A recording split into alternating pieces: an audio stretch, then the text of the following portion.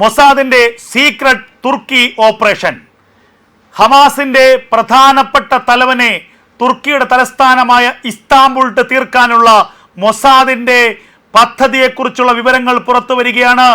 തലനാഴിലേക്ക് രക്ഷപ്പെട്ട ഹമാസിന്റെ തലവൻ, ആ ആക്രമണത്തിന്റെ വിശദാംശങ്ങൾ തുർക്കി ഭരണകൂടത്തെ തന്നെ ഞെട്ടിപ്പിച്ചിരിക്കുന്നു. ഇപ്പോൾ ഇതാ ഈ ആക്രമണത്തിന് പിന്നിൽ പ്രവർത്തിച്ച ഒരു മൊസാദ് തലവനെ അറസ്റ്റ് ചെയ്തു എന്നുള്ള വാർത്തകളാണ് ഇപ്പോൾ തുർക്കി പുറത്തുവിട്ടിരിക്കുന്നത്. ഒരു നാറ്റോ രാഷ്ട്രം തന്നെ ഇസ്രായേലിന് നേരെ അതീവ ഗുരുതരമായ ഒരു ആരോപണം ഉന്നയിക്കുന്നു. ഇതാദ്യമായിട്ടല്ല മൊസാദിന്റെ ചാരന്മാർ തുർക്കിയിലിട്ട് ഹമാസിന്റെ നേതാക്കന്മാരെ വധിക്കാൻ ശ്രമിക്കുന്നത്. ഇതിനു മുൻപും പലതവണ സംഭവിച്ചിട്ടുണ്ട്. 2024 33 മൊസാദ് ബന്ധമുള്ള ഏജന്റുമാരെ തുർക്കി അറസ്റ്റ് ചെയ്യുകയും 25 വർഷത്തേക്ക് അവരെ കൽത്തുറങ്കലിൽ അടയ്ക്കുകയും ചെയ്തു. ഇപ്പോഴിതാ ഏറ്റവും ഞെട്ടിപ്പിക്കുന്ന ഒരു വിവരം, മൊസാദിന്റെ ഏജന്റുമാരെ പിടികൂടുന്നതിനും മൊസാദിന്റെ തുർക്കിയിലുള്ള ഏജന്റുമാരെ തിരിച്ചറിയുന്നതിനും ഓപ്പറേഷൻ മെട്രോൺ എന്ന വമ്പൻ ഓപ്പറേഷനാണ്, വമ്പൻ റെയ്ഡാണ് തുർക്കി ഭരണകൂടം നടത്തിയത്. തുർക്കിയിലെ സൈന്യത്തിന്റെയും തുർക്കി ഇന്റലിജൻസ് വിഭാഗത്തിന്റെയും ഒക്കെ പിന്തുണയോടുകൂടി ഈ റെയ്ഡിലാണ് ഞെട്ടിപ്പിക്കുന്ന വിവരങ്ങൾ തുർക്കി ഭരണകൂടത്തിന് തന്നെ ബോധ്യപ്പെട്ടത്.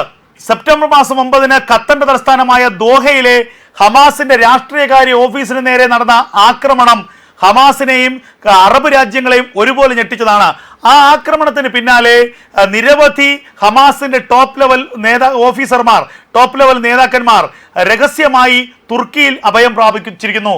തുർക്കിയിലും ജോർദാനിലുമാണ് ഇവർ ഒളിവിൽ കഴിയുന്നത്.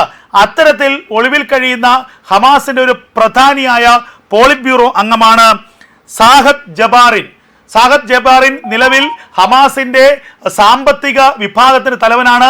ഹമാസിന്റെ സാമ്പത്തിക കാര്യങ്ങളും ഹമാസിന്റെ ഫണ്ട് റേസിംഗിന്റെയും ഏറ്റവും ഉത്തരവാദിത്തപ്പെട്ട വ്യക്തിയാണ്. ആ സാഹദ് ജബാറിനെയാണ് ഒക്ടോബർ മാസം 3 ഇസ്താംബൂളിലിട്ട് തീർക്കാനായി മൊസാദ് ശ്രമിച്ചത്.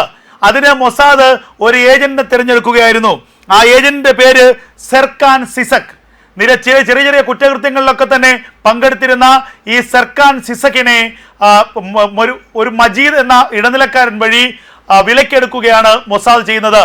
ഇയാൾക്ക് ആദ്യം അഡ്വാൻസായി $4000 ക്രിപ്റ്റോ കറൻസി വഴി കൈമാറുന്നു. പിന്നീട് വധിക്കേണ്ട ആളുടെ കൃത്യമായ വിശദാംശങ്ങൾ നൽകുന്നു.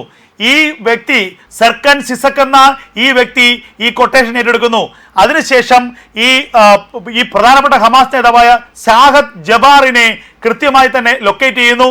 എന്നാൽ ആക്രമിക്കുന്നതിന് തൊട്ട് മുൻപ് ഈ സിസക്കിനെ തുർക്കിയുടെ ഭരണകൂടം, തുർക്കിയുടെ രഹസ്യാന്വേഷണ വിഭാഗം പിടികൂടുകയാണ് ചെയ്തത്. അതുകൊണ്ട് തന്നെ ഈ ഒരു ആക്രമണം വിജയിക്കാതെ പോയി എന്നുള്ളതാണ് യാഥാർത്ഥ്യം. ഈ സിസക്കിൽ നിന്ന് നിരവധി വിവരങ്ങൾ തുർക്കിയുടെ സൈന്യവും തുർക്കിയുടെ ഇന്റലിജൻസും കണ്ടെത്തിയിട്ടുണ്ട്. ഏതൊക്കെ നേതാക്കന്മാരാണ് ഹമാസുമായി ചേർന്ന് പ്രവർത്തിക്കുന്നത്, പാലസ്തീൻ അനുകൂലമായി പ്രവർത്തിക്കുന്നവരിൽ ആരൊക്കെ ഇപ്പോൾ തുർക്കിയിലുണ്ട്, അവരെവിടെയൊക്കെയാണ് ലൊക്കേറ്റ് ചെയ്തിട്ടുള്ളത്, ഇത് സംബന്ധിച്ച കൃത്യമായ വിവരങ്ങൾ മൊസാദ് സിസക്കിന് കൈമാറിയിട്ടുണ്ട്. അപ്പോൾ ഈ പറഞ്ഞ ജബാറിനെ മാത്രമല്ല നിരവധി പാലസ്തീൻ അനുകൂല നേതാക്കളെയും ഹമാസ് നേതാക്കളെയും തുർക്കിയിലിട്ട് തീർക്കാനാണ് മൊസാദിന്റെ ഓപ്പറേഷൻ എന്നുള്ളത് തുർക്കിക്ക് മനസ്സിലായി. ഇതിന് പിന്നാലെയാണ് അന്താരാഷ്ട്ര തലത്തിൽ വലിയ വിവാദമാക്കി ഇത് മാറ്റാൻ തുർക്കി തീരുമാനിച്ചത്.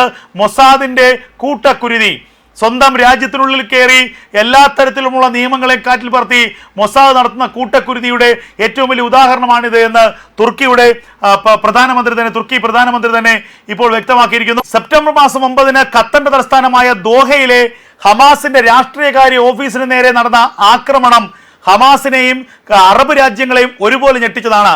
ആ ആക്രമണത്തിന് പിന്നാലെ നിരവധി ഹമാസിന്റെ ടോപ്പ് ലെവൽ നേതാക്കന്മാർ രഹസ്യമായി തുർക്കിയിൽ അഭയം പ്രാപിച്ചിരിക്കുന്നു. തുർക്കിയിലും ജോർദാനിലുമാണ് ഇവർ ഒളിവിൽ കഴിയുന്നത്. അത്തരത്തിൽ ഒളിവിൽ കഴിയുന്ന ഹമാസിന്റെ ഒരു പ്രധാനിയായ പോളിറ്റ് ബ്യൂറോ അംഗമാണ് സാഹദ് ജബാറിൻ നിലവിൽ ഹമാസിന്റെ സാമ്പത്തിക വിഭാഗത്തിന് തലവനാണ്. ഹമാസിന്റെ സാമ്പത്തിക കാര്യങ്ങളും ഹമാസിന്റെ ഫണ്ട് റേസിംഗിന്റെയും ഏറ്റവും ഉത്തരവാദിത്തപ്പെട്ട വ്യക്തിയാണ്. ഇതിനൊപ്പം തന്നെ മറ്റു ചില വാർത്തകൾ കൂടി പുറത്തു വരികയാണ്. 30-ലധികം വരുന്ന മൊസാദിന്റെ ഏജന്റുമാരെ 4 or 5 അറബ് രാജ്യങ്ങളിൽ നിന്ന് പിടികൂടി എന്നുള്ള വാർത്തകൾ പുറത്തു വരുന്നു. പക്ഷേ എത്രമാത്രം ഇത് യാഥാർത്ഥ്യമാണ് എന്നുള്ളത് വ്യക്തമല്ല. കാരണം നേരത്തെ ഇറാനും ഇതുപോലുള്ള ചില വ്യാജ പ്രചരണങ്ങൾ നടത്തിയിരുന്നു. മൊസാദിന്റെ ഏജന്റുമാരെ ഞങ്ങൾ പിടികൂടി, അവരെ വധിച്ചു എന്നൊക്കെ. പക്ഷേ ഒരൊറ്റ ഏജന്റുമാരെ ഇറാൻ പിടികൂടിയിട്ടുമില്ല, വധിച്ചിട്ടുമില്ല എന്ന് പിന്നീട് ഇസ്രായേൽ തന്നെ വ്യക്തമാക്കി. ഇറാനുള്ളിൽ കുറ്റകൃത്യങ്ങളിൽപ്പെട്ട് തടവറയിൽ കഴിഞ്ഞ ആളുകളെ ഇറാൻ ഭരണകൂടം തൂക്കിക്കൊല്ലുകയും വെടിവെച്ച് കൊല്ലുകയും ചെയ്തു.